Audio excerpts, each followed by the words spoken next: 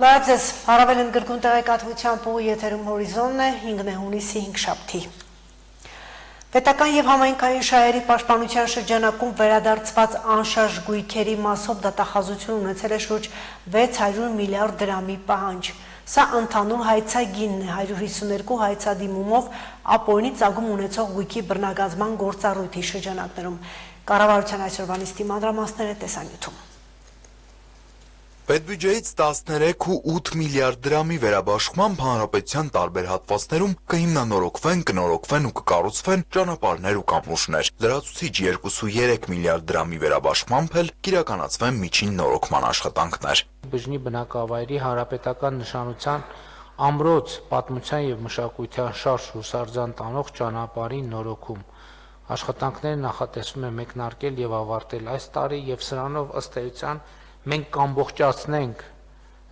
բջջի զբոսաշրջային կլաստերում մեր կապիտալ ներդրումները այս փուլում։ Վարչապետը գոհունակությամբ հայտնեց, որ բջջի եկեղեցու վնասված պատն արդեն վերականգնված է։ Բջջի պատմամշակութային հուշարձան ամրոցի տարածքում ապահովել է լուսավորություն։ Ամրոց տանող ճանապարհն ու հարակից հատվածները բարեկարգվել։ Զբոսաշրջային հոսքերը հույս ունեմ եւ համոզված եմ նաեւ բջջիում տնտեսական նոր ակտիվություն կբերի։ Վարչապետը հերթով թվարկեց այն ուղղությունները, որոնք վերաբաշխման արդյունքում պետք է ֆինանսավորվեն։ Նախարար Դավիթ Խուդատյանն ամփոփելով նշեց, որ այս տարի արդեն 48 կիլոմետր ճանապարհ ասֆալտապատվել է։ Մոտավորապես 350-ի մասով ունենք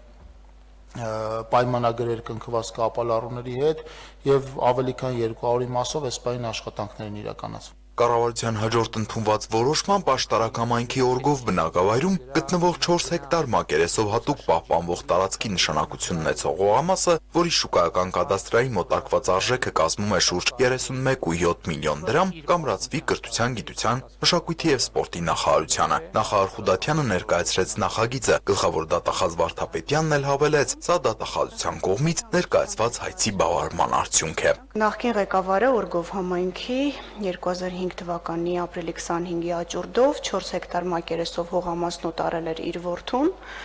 ավելին հողամասը տարիներ շարունակ չի օգտագործվել իր նպատակային նշանակությամբ։ Գլխավոր դատախազն անդրադարձավ նաև գործադիրի նախորդ որոշումներով դատախազության տարբեր լիազորությունների շրջանակում պետությանը ամրացված գույքերին։ Կառավարության որոշմամբ ստեղծված վերականգնված միջոցների միասնական հաշվին ստեղծման օրվանից 2024-ի դեկտեմբերի 5-ից առ այսօր մուտք է եղել 16 միլիարդ 953 միլիոն 382 հազար դրամ։ Վարդապետյանը հավելեց, ապօրինի ծագում ունեցող գույքի բռնագանձման գործառույթի շրջանակում 152 հայցադիմումով ընդհանուր հայցագինը գերազանցում է շուրջ 600 միլիարդ դրամը։ Վարչապետն անդրադառնալով իր ընտանիքին առնչվող ապատեղեկատվություններին, թե իբրև Հայաստանի վարչապետը Ֆրանսիայում 3 միլիոն եվրոյով տուն է գնել, քոլեջի շենք է նվիրել իր դստերը եւ այլն, ունի հետեւյալ բացատրությունը. ճակերտավոր անկանոն շարժումները կապված են գույքի բռնագանձման համակարգերի հետ։ Հիմա քանի որ այս ապօրինի գույքի բռնագանձման 4 ուղղությունները ակտիվացել են, իրանց մի խնդիր ունեն ցույց տալու, որ մենք իրանց նման ենք։ Կառավարությունը հավանություն տվեց թմրամիջոցների եւ հոգեմետ նյութերի ապօրինի շրջանառության դեմ պայքարի ռազմավարությունը եւ 2025-ից 27 թվականների գործողությունների ծրագիրը հաստատելու մասին որոշման նախագծին։ Նախարար Արփինե Սարգսյանի խոսքով ռազմավարությունը մանրակրկիտ անդրադառնում է հանրության բոլոր շերտերին, պետական կառավարման համակարգի բոլոր օղակներին, զինված ուժեր, քրեակատարողական հիմնարկներ, ձերբակալվածներին պահելու վայրեր, դպրոցներ եւ մնացյալ բոլոր կառույցները, որոնք կարող են այս կամ այն կերպ թեմային առնչություն ունենալ։ Նախարարի փոխանցմամբ 2024-ի ընթացքում ապօրինի շրջանառությունից դուրս է բերվել շուրջ 426 կիլոգրամ թմրամիջոց, որը շուրջ 200 կիլոգրամով ավելի է, քան 2023 թվականին։ Եվ եթե համադրենք նաև 2025 թվականի առաջին մի քանի ամիսների տվյալները, ապա արդեն իսկ հասցրել ենք համատեղ ուժերով դուրս բերել 173 կիլոգրամ թմրամիջոց ընդհանուր շրջանառությունից, կրկին թիրախավորելով հատկապես ներմուծման process-ը։ Արփինե Սարգսյանը կարևորելով ռազմավարության կետերից մեկը նշեց, որ թմրամիջոց օգտագործողին չպիտի վերաբերվեն որպես հերթական թիվ, որը ընդհանուր վիճակագրության մեջ արտացոլվում է, այլ նրա խոսքով գործ ունեն մարդ անհատի հետ, որի հետ հետագծելիությամբ պետք է տանեն կոնկրետ աշխատանք, որ ցիկլը նորից չմտնի շրջանառության մեջ եւ կարողանան ունենալ ի վերջո անձի բուժում, սոցիալական ինտեգրում, նաեւ վերադարձ դեպի հանրություն առանց որևէ պիտակավորման։ Տիգրան Վակիմյան, Հորիզոն։ Հեռախոսազրույցն ունեցել Փաշինյանն ու Էրդողանը։ Վարչապետը Թուրքիայի նախագահին շնորհավորել է Կուրբան Բայրամ տոնի առիթով։ Թուրքիայի նախագահն էլ Հայաստանի վարչապետին շնորհավորել է Եվրոպական քաղաքական համայնքի գագաթնաժողովը 2026 թվականի գարնանը Հայաստանում անցկացնելու առիթով։ Զրուցակիցները քննարկել են Հայաստան-Թուրքիա հարաբերություններին, տարածաշրջանային զարգացումներին վերաբերող հարցեր, պայմանավորվել են շարունակել երկխոսությունը։ Հեռախոսազրույցն ունեցել Իրանի եւ Ադրբեջանի նախագահները ու հայտնել են Իրանի ու Ադրբեջանի հարաբերություններում շրջադարձային պահի մասին։ Մասուդ Փեզեշքյանը եւ Իլհամ Ալիևը քննարկել են երկկողմ գործակցությունը բարձր գնահատել Բաքու-Թավրիզ չվերթի վերականգնումը, Բաքու-Թեհրան չվերթների թվի ավելացումը։ Նրանք հույս են հայտնել, որ համատեղ ջանքերով հնարավոր կլինի ակտիվացնել տարբեր ոլորտներում շփումները։ Նշվել է, որ Փեզեշքյանն ու Ալիևը մտքեր են փոխանակել փոխադարձ հետաքրքրության այլ հարցերի շուրջ։ Իրանի հետ հարաբերությունները իրանական միջուկային ծրագիրը ռուս-ուկրաինական պատերազմի թեմաները քննարկման առիթ են եղել նաև Պուտին-Թրամփ հերթական հեռախոսազրույցում։ Մանրամասները միջազգային կարևոր այլ թեմաները ներկայացնում ենք տեսաշարով։ Ուկրաինայի Չեռնիգովի մարզի Պրիլուկի քաղաքի վրա ռուսական անօդաչու թռչող հարվածի հետևանքով զոհվել է 5 մարդ, այդ թվում 1 տարեկան երեխա, նրա մայրը եւ տատը։ Ուկրաինայի ներքին գործերի նախարար Իգոր Կլիմենկոն հայտարարել է, որ անօդաչու թռչող սարքը հարվածել է հրշեջ ծառայության պետի տանը եւ զոհվածները նրա կինն են, դուստրը եւ թոռը։ Հինգշաբթի գիշերը նախ հրթիռային հարվածը հասցվել Խարկով քաղաքին, ապա գրոհը շարունակվել է անօդաչու թռչող սարքերով։ Հարվածից վնասվել են բազմահարկ շենքեր, անօդաչու թռչող սարքերից մեկի բեկորներն ընկել են 17-րդ հարկի բնակարաններից մեկի վրա։ Ոստիկանությունը հայտնել է 18 զոհի մասին։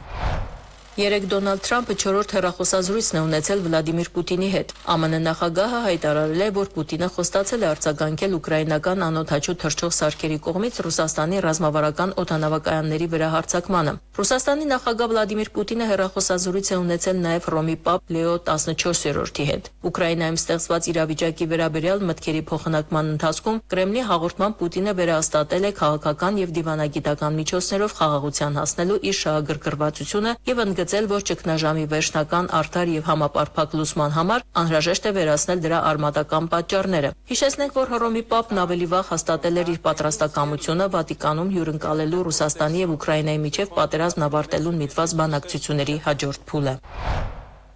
Հեռախոսազրույցի ընթացքում Դոնալդ Թրամփը եւ Վլադիմիր Պուտինը քննարկել են նաև Իրանի միջուկային ծրագրի շուրջ զարգացումները։ ԱՄՆ նախագահը կոչ է արել Թեհրանին հնարավորինս շուտ արձագանքել Վաշինգտոնի առաջարկներին։ Ես նախագահ Պուտինին ասացի, որ Իրանը չի կարող միջուկային զենք ունենալ եւ այս հարցում կարծում եմ մեր միջև համաձայնություն կա։ Նախագահ Պուտինն առաջարկեց մասնակցել Իրանի հետ քննարկումներին, ինչը թերևս կարող է օգտակար լինել այս հարցի արագ լուծման առումով, գրել է Թրամփը իր Truth Social էջում, մեկնաբանելով Պուտինի հետ հեռախոսազրույցը։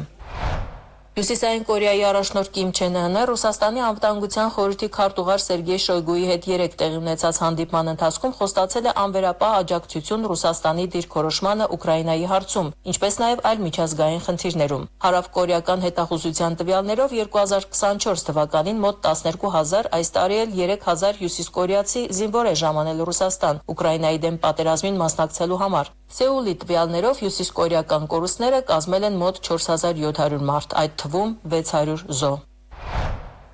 ԱՄՆ նախագահ Դոնալդ Թրամփը երեկ հրահանգ է ստորագրել, որով արգելում է 12 երկրների, այդ թվում Իրանի քաղաքացիների մուտքը ԱՄՆ, նշելով, որ այս քայլը անհրաժեշտ է օտարերկրյա ահաբեկիչներից եւ այլ սպառնալիքներից պաշտպանվելու համար։ Որոշումը վերաբերում է հետեւյալ երկրներին՝ Աֆղանստան, Մյանմար, Չադ, Կոնգո, Հասարակածային Գվինեա, Էրիտրեա, Հայիթի, Իրան, Լիբիա, Սոմալի, Սուդան եւ Եմեն։ Իսկ Բուրունդիի, Կուբայի, Լաոսի, Սիերա Լեոնեի, Տոգոյի, Թուրքմենստանի եւ Վենեսուելայի քաղաքացիների մուտքը կարգելափակվի մասնակիորեն։ Նրանց չեն տրամադրվի այցելության եւ ուսանողական վիզաներ։ Մենք չենք թույլատրի, որ մեր երկիր մուտք գործեն մարդիկ, ովքեր ցանկանում են վնասել մեզ, ասել է Թրամփը X սոցիալական ցանցում տարածած տեսաուղերձում, հավելելով, որ այս ցուցակը կարող է վերանայվել եւ հնարավոր է նոր երկրներ ավելացվեն։ Կարգադրությունն ուժի մեջ մտնելու է հունիսի 9-ից։ Ալլա Ղալաչյան, Հորիզոն։